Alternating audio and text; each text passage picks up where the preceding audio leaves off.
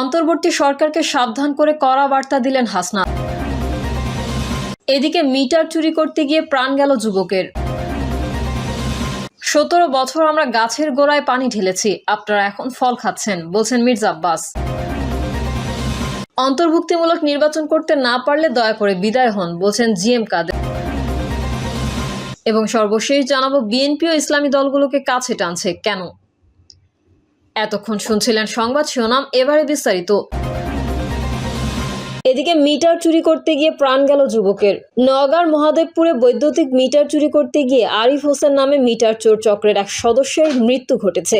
ঘটনাটি ঘটেছে বৃহস্পতিবার ভোরে উপজেলা সদরের আখেরা গ্রামের বিসমিল্লা অটোমেটিক রাইস মিলে। মৃত আরিফ উপজেলার চেরাগপুর ইউনিয়নের বাজিতপুর গ্রামের আলিফ উদ্দিনের ছেলে।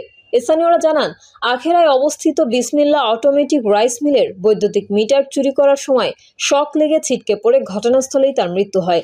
তার পেট ও হাতের কয়েক স্থানে পুড়ে যাওয়ার ক্ষতচিহ্ন রয়েছে এবং এক হাতে কাটিং প্লাস। অন্তর্বর্তী সরকারকে সাবধান করে কড়া বার্তা দিলেন হাসনাত। জাতীয় নাগরিক পার্টির দক্ষিণাঞ্চলের মুখ্য সংগঠক হাসনাত আব্দুল্লাহ বলেছেন, চিন্ময়ের জামিনকে কোনো বিচ্ছিন্ন ঘটনা মনে করি না। চিন্ময়ের ঘটনা শুরু থেকেই ভারতীয় আধিপত্যবাদ এদেশের ওপর অন্যায় প্রভাব বিস্তারের চেষ্টা করেছে। বৃহস্পতিবার নিজের ভেরিফাইড আইডি থেকে দেওয়া এক পোস্টে সব কথা বলেন হাসনাত আব্দুল্লাহ। তিনি বলেন, চিন্ময়ের জামিনও কি সেই চাপের কাছে নতি স্বীকার করেই দেওয়া হলো। অন্তর্বর্তী সরকারকে সাবধান করে হাসনাত বলেন, ইন্টারিম সাবধান, আলিফের রক্তের উপর দাঁড়িয়ে ভারতীয় আগ্রাসনের রাস্তা উন্মুক্ত করলে পরিণতি ভালো হবে না। এদিকে মিটার চুরি করতে গিয়ে প্রাণ গেল যুবকের। নওগাঁর মহাদেবপুরে বৈদ্যুতিক মিটার চুরি করতে গিয়ে আরিফ হোসেন নামে মিটার চোর চক্রের এক সদস্যের মৃত্যু ঘটেছে। ঘটনাটি ঘটেছে বৃহস্পতিবার ভোরে উপজেলা সদরের আখেরা গ্রামের বিসমিল্লা অটোমেটিক রাইস মিলে। মৃত আরিফ উপজেলার চেরাগপুর ইউনিয়নের বাজিতপুর গ্রামের আলিফ উদ্দিনের ছেলে। স্থানীয়রা জানান, আখেরায় অবস্থিত বিসমিল্লা অটোমেটিক রাইস মিলের বৈদ্যুতিক মিটার চুরি করার সময় শক লেগে ছিটকে পড়ে ঘটনাস্থলেই তার মৃত্যু হয়। তার পেট ও হাতের কয়েক স্থানে পুড়ে যাওয়ার ক্ষতচিহ্ন রয়েছে এবং এক হাতে কাটিং প্লাস ধরা ছিল। বৃহস্পতিবার সকালে ওই মিলের কর্মচারী লিপন মিটারের পাশে ঘাসের জমিতে আরিফের লাশ। 17 বছর আমরা গাছের গোড়ায় পানি ঢেলেছি, আপনারা এখন ফল খাচ্ছেন, বললেন মির্জা আব্বাস। বিএনপির স্থায়ী কমিটির সদস্য মির্জা আব্বাস বলেছেন, আমি আশ্চর্য হয়ে যাই। কিছু কিছু ছেলে বলে, 17 বছর আপনারা কি করেছেন? আরে 17 বছর আমরা গাছের গোড়ায় পানি ঢেলে তা নরম করেছি, সেই গাছের আগায় বসে আপনারা এখন ফল খাচ্ছেন। মির্জা আব্বাস বলেন, বিএনপিকে শুনতে হয় 17 বছরে কোনো কিছুই করে নাই। কেউ কি বলতে পারবেন বিএনপির নেতাকর্মীরা জেলে যায়নি? এমনকি তারেক রহমান পর্যন্ত জেলে ছিল। আশ্চর্য হতে হয় কিছু কিছু ছেলে বলে 17 বছর বিএনপি কি করছে। আশ্চর্য হতে হয় কিছু কিছু ছেলে বলে 17 বছর বিএনপি কি করেছে। এটা তারা যারা বলে তারা মিথ্যার সাগরে বসবাস করে, তারা বিএনপিকে ক্রেডিট দিতে চায় না। মির্জা আব্বাস বলেন, একা একা ক্রেডিট নিতে গিয়ে দেশটাকে ধ্বংস করবেন না। সামনে দেশের দুর্দিন মারাত্মকভাবে এগিয়ে আসছে। তিনি বলেন, আমরা ফ্যাসিস্টদের বিরুদ্ধে কথা বলতে বলতে নিজেরাই ফ্যাসিস্ট হয়ে যাচ্ছে কিনা একটু খেয়াল রাখা দরকার। আমি যা বলেছি আবার বলছি, ফ্যাসিস্ট তাড়াতে গিয়ে আমরা আবার ফ্যাসিস্ট হয়ে যাচ্ছে কিনা সেটা খেয়াল রাখবেন। আমরা বলতে কেবল বিএনপির কথা বলি নাই, আমরা সবার কথা বলেছি। আমি অনৈক্য দেশটাকে শেষ করে দেবে এমনটি উল্লেখ করে মির্জা আব্বাস বলেন, এক একজন এক এক কথা বলছে, কেউ কারো কথা মানছে না। জাতিসংঘের তত্ত্বাবধানে মিয়ানমারের রাখাইনে সহায়তা পাঠানোর জন্য মানবিক করিডোর স্থাপন নিয়ে চলমান আলোচনা প্রসঙ্গে মির্জা আব্বাস বলেন, মানবিক করিডোর দিতে গিয়ে পৃথিবীর বহু দেশ ধ্বংসের মুখোমুখি হয়েছে। অন্তর্ভুক্তিমূলক নির্বাচন করতে না পারলে দয়া করে বিদায় হন, বলছেন জিএম কাদের। জাতীয় পার্টির চেয়ারম্যান গোলাম মোহাম্মদ কাদের বলেছেন, সরকার প্রধান হিসেবে তার উপর আমাদের কোনো আস্থা নেই, আমরা তাকে চাই না। যেহেতু অন্তর্ভুক্তিমূলক নির্বাচন করতে পারছেন না, দয়া করে আপনি বিদায় হন।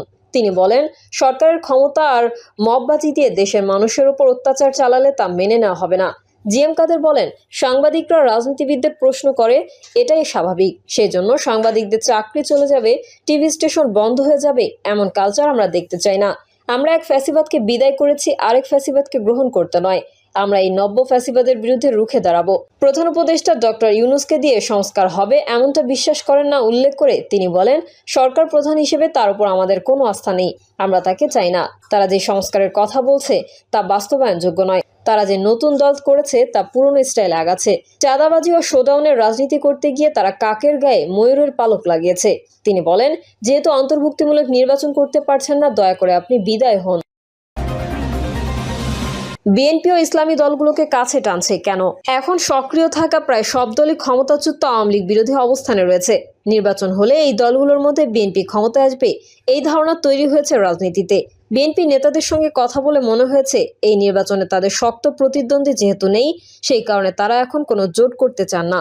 দলটি এবার স্বতন্ত্র অবস্থানে থেকে দলগতভাবে নির্বাচন করতে চাইছে।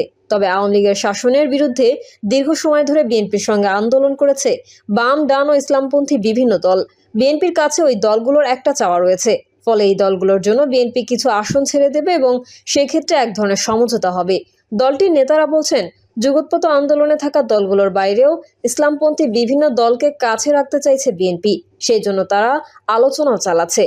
আর এসব দলকে কাছে রেখে জোটবদ্ধ না হয়ে একটা বলয় তৈরির ক্ষেত্রে আসন দিতে হবে বিএনপিকে। দলটি সেই ধরনের সমঝোতায়ও যেতে পারে বলে মনে হয়েছে। নির্বাচনে জামায়াত ছাড়া ইসলামপন্থী অন্য দলগুলোর নেতাদের এককভাবে জয়ী হওয়ার নিশ্চয়তা নেই, ফলে বিএনপির সঙ্গে আসন সমঝোতা হলে তাদের জেতার সম্ভাবনা থাকে। এই বাস্তবতা বিবেচনায় নিয়ে দলগুলোর বেশিরভাগই বিএনপির দিকে ঝুঁকবে এবং তাতে ইসলামপন্থীদের ঐক্যের ক্ষেত্রেও প্রভাব পড়তে পারে বলেই বিশ্লেষকরা মনে করেন। ভোটে ইসলামপন্থীদের প্রভাব কতটা, কেন তাদের নিয়ে টানাটানি? ইসলামী দলগুলো অতীতের নির্বাচনের পরিসংখ্যান কিন্তু বেশি নয়। গত 3টি নির্বাচন ছিল বিতর্কিত। এর আগে 2008 সালে সেনা সমর্থিত তত্ত্বাবধায়ক সরকারের সময় নির্বাচনে সব দল অংশ নিয়েছিল। সেই নির্বাচনে জামায়াত অংশ নিয়েছিল বিএনপির সঙ্গে সমঝোতার ভিত্তিতে। ওই নির্বাচনে জামায়াতের ভোট ছিল 4.70%। অন্য ইসলামী দলগুলোর ভোটের হার দেখা যায় 1%-এরও নিচে। এখন তাদের ভোট বাড়তে পারে বলে বিশ্লেষকরা বলছেন, কিন্তু এর পরেও এসব দলের এককভাবে নির্বাচন করে জয়ী হওয়া বেশ কঠিন। ফলে তাদের দিক থেকে বড় দল বা জোটের সঙ্গে আসন সমঝোতা করার একটা তাগিদ থাকে। এছাড়া তাদের কাছে টানার ক্ষেত্রে বিএনপি বা বড় দলগুলোর চিন্তা থাকে তাদের সমর্থনে দলের সংখ্যা বাড়ানো, নিজেদের একটা বলয় তৈরি করা। তবে ভোটের হার কম হলেও ইসলামী দলগুলোর সারা দেশে কিছু ভোট আছে। রাজনৈতিক বিশ্লেষকরা বলছেন, ভোট না থাকলেও ইসলামপন্থী দলগুলোর সঙ্গে থাকলে এরও একটা রাজনৈতিক প্রভাব রয়েছে। এসব বিবেচনায় এবার বিএনপি ও জামায়াত তাদের পৃথকভাবে কাছে টানার চেষ্টায় রয়েছে। অতীতেও সব দলের অংশগ্রহণে প্রতিদ্বন্দ্বিতামূলক যেসব নির্বাচন হয়েছে, সেই সব নির্বাচনে বড় দলগুলোর ইসলামী দলগুলোকে কাছে রাখার চেষ্টা আরও বেশি ছিল। ইসলামী দলগুলোর মেরুকরণের প্রশ্নে অনিশ্চয়তা কেন? দেশে 50টি নিবন্ধিত রাজনৈতিক দল রয়েছে, এর মধ্যে ইসলামী দল 11টি। নিবন্ধিত ইসলামী দলগুলোর মধ্যে নানা মত রয়েছে। এতে কাউমি মাদ্রাসা ভিত্তিক দল যেমন রয়েছে, একই সঙ্গে ধর্মীয় নেতা বা পীরদের দলও রয়েছে। সেখানে মাজার কেন্দ্রিক তরিকত ফেডারেশন, সুপ্রিম পার্টির মতো দলও রয়েছে। এছাড়া নিবন্ধিত দলের বাইরে ইসলামী দলের সংখ্যা অনেক। এর কোনো সঠিক পরিসংখ্যান দলগুলোও দিতে পারে না। ফলে ইসলামী সব দলকে এক জায়গায় এনে এক বাক্সে ব্যালট পাঠানো দুরূহ ব্যাপার। এটা এসব দলের নেতাদেরও অনেকেই মনে করেন। অন্যদিকে ঐক্যের চিন্তা নির্বাচনকে কেন্দ্র করে, সেখানে নির্বাচন নিয়ে আসা, হয়ে আসা এবং ক্ষমতার কাছাকাছি থাকাটা বড় বিষয় হয়ে দাঁড়ায়। ফলে বেশিরভাগ দলেরই বিএনপির সঙ্গে আসন সমঝোতায় যাওয়ার চিন্তা রয়েছে বলে বিশ্লেষকরা মনে করেন। বিএনপিও বিভিন্ন দলের সঙ্গে যে আলোচনা চালাচ্ছে, তাতে ইসলামপন্থী অনেক দল অংশ নিচ্ছে। এমনকি যে 5টি দল ঐক্যের চেষ্টা করছে, তাদের একাধিক দল বিএনপির সেই আলোচনায় অংশ নিয়েছে। বড় দল যখন আসন সমঝোতার ভিত্তিতে কাছে রাখতে চাইবে, তখন ঐক্যের ক্ষেত্রে অনিশ্চয়তা থাকছে। জামায়াত এবং অন্য ইসলামী দলগুলোর কয়েকজন নেতাও বলেছেন, নির্বাচনে যত এগিয়ে আসবে রাজনীতিতে আরও মেরুকরণ হবে। মনোনয়ন প্রত্যাহারের দিন পর্যন্ত মেরুকরণ হতে পারে। বিশ্লেষক শরীফ মোহাম্মদ মনে করেন, ইসলামী দলগুলো ঐক্যবদ্ধ হওয়ার ক্ষেত্রে অনেক চ্যালেঞ্জ রয়েছে। তারা কোনো জোট করলে সেই জোটও বড় কোনো দল বা জোটের দিকে ঝুঁকবে না, সেটাও নিশ্চিত করে বলা যায় না। ঐক্য চেষ্টা ও দলগুলোর অবস্থান স্থির হতে আরও অপেক্ষা করতে হবে মনে করছেন বিশ্লেষকরা। প্রিয় দর্শক, এই ছিল এখনকার সর্বশেষ সংবাদ। আপডেট ও সংবাদ পেতে চ্যানেলটি সাবস্ক্রাইব করে বেল আইকনটি ক্লিক করুন। কমেন্টে আপনার মতামত জানিয়ে আমাদের সাথেই থাকুন। ধন্যবাদ সবাইকে। আল্লাহ হাফেজ।